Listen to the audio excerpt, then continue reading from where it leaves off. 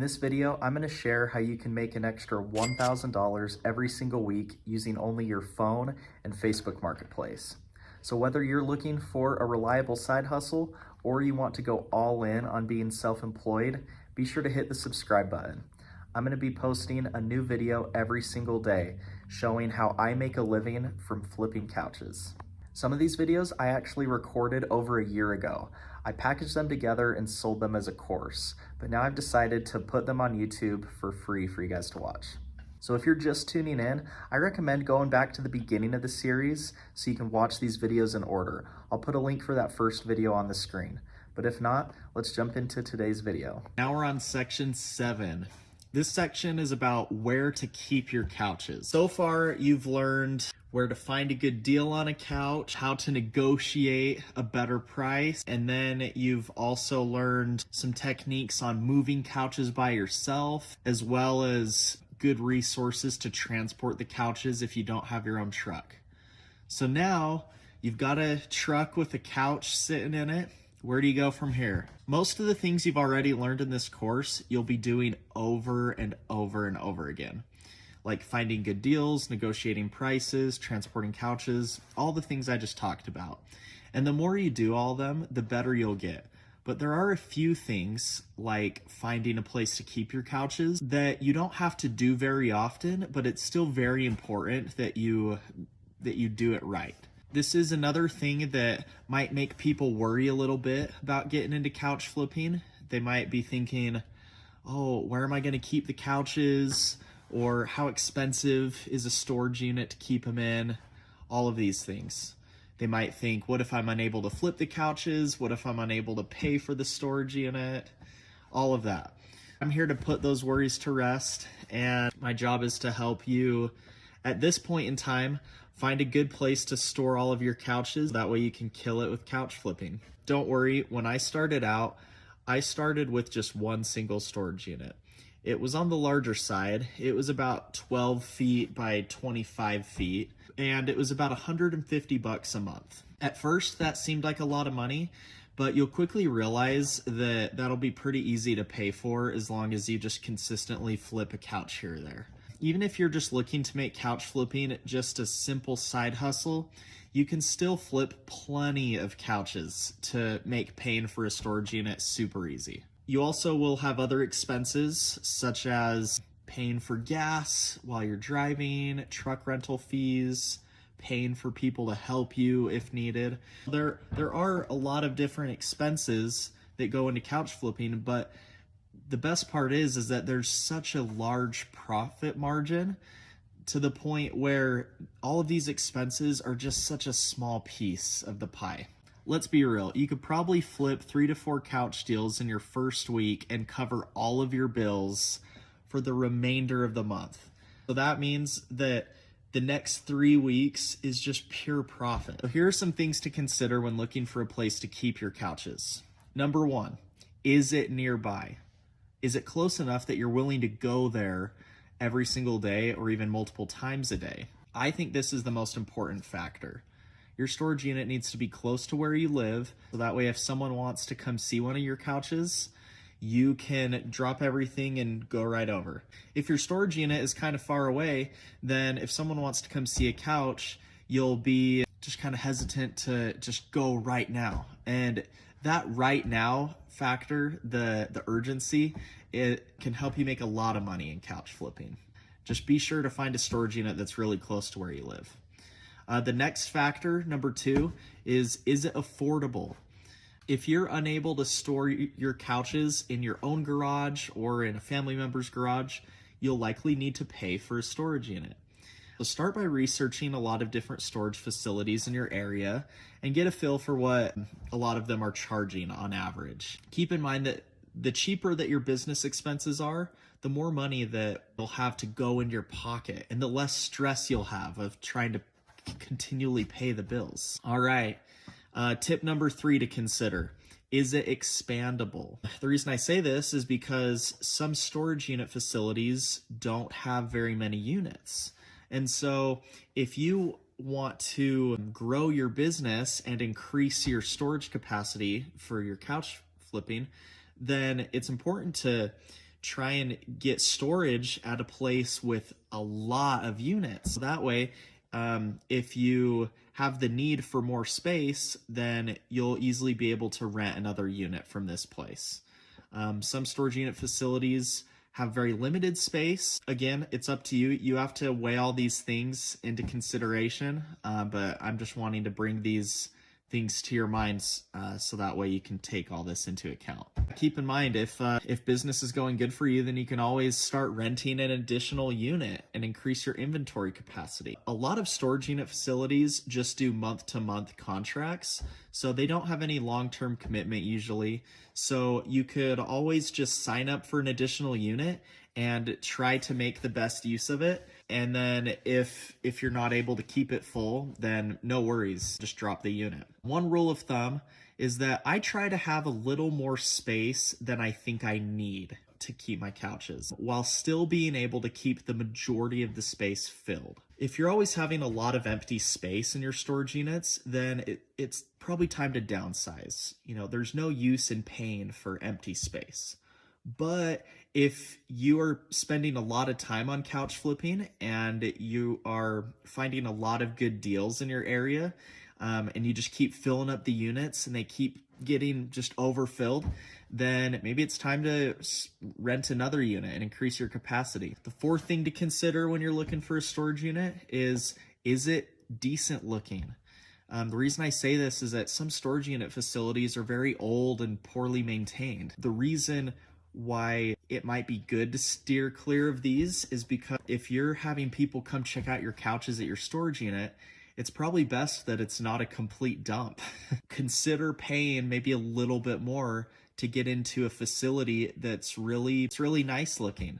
That way when people come to look at the couches, they will be impressed by how clean everything is and how nice everything looks. Also, the storage unit is meant to protect your couches. If you don't think that your couches are gonna even stay clean in that unit, then probably don't sign up for it.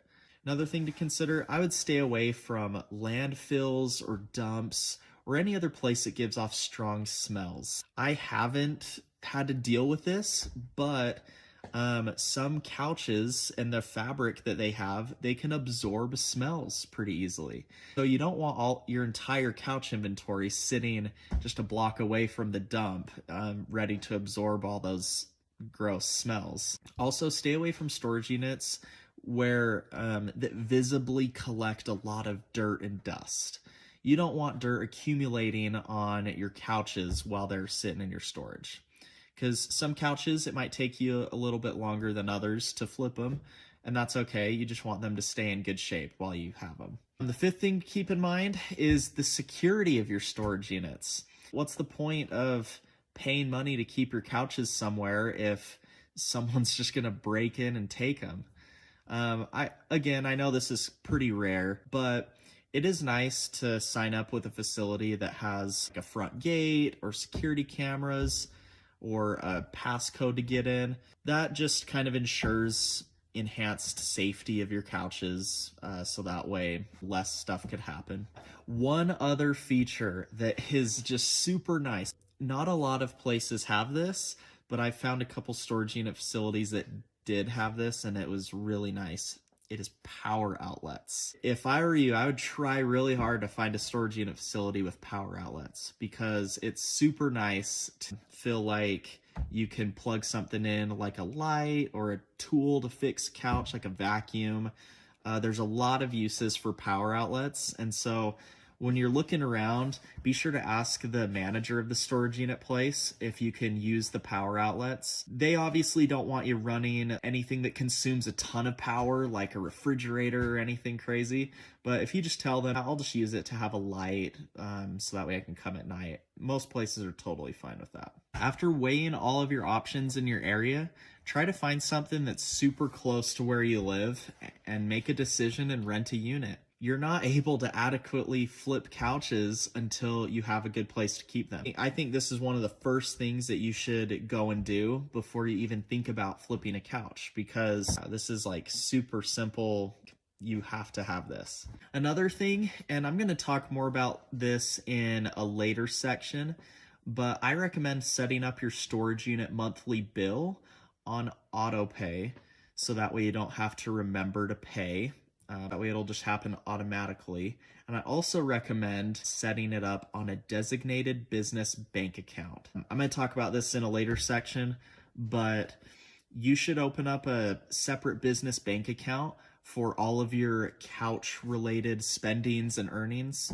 That way it doesn't mix in with all of your personal spendings, and it's just a lot easier to keep things organized. And so that way you know where the business is going. It's a lot easier to see if everything's just separated. So decide how much space you think you'll need.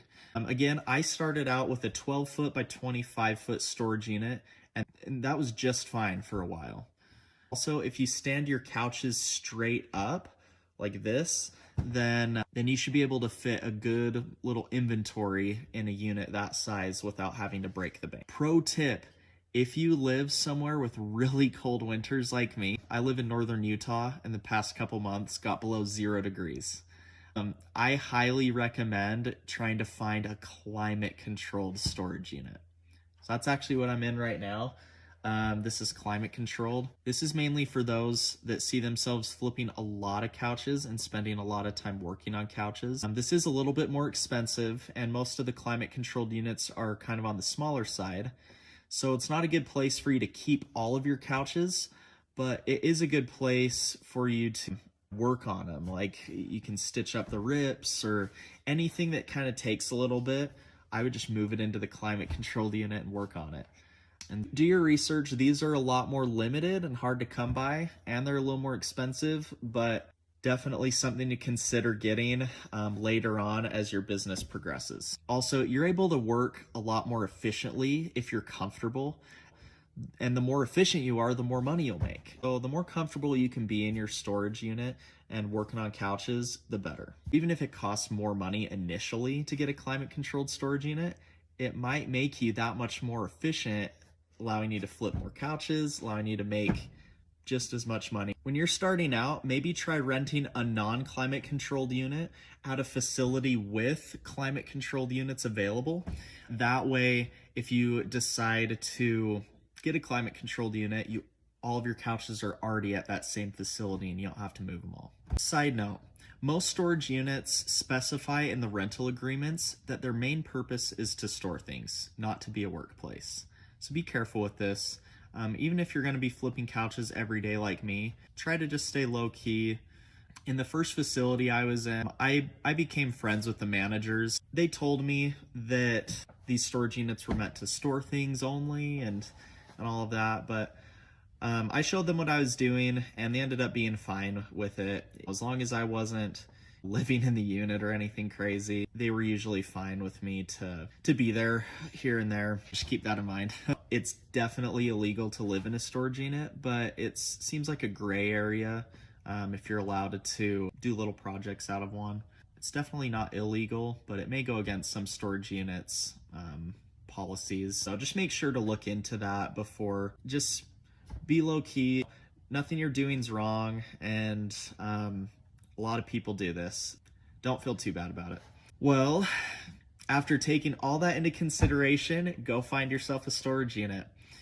Make sure that it has enough space to where you can fit a decent amount of couches to start out with, so you can learn the business and get going. Now that you have a place to keep all the couches, now it's time to go find a bunch of good deals and fill up your unit as fast as you can. Figure out how many couches exactly you can fit in your unit and go buy that many. Once you have a bunch of couches, then you can start working on them and increasing their value and making them more appealing. That's what we're going to talk about in this next section. We're going to talk about the ins and outs of restoring the couches.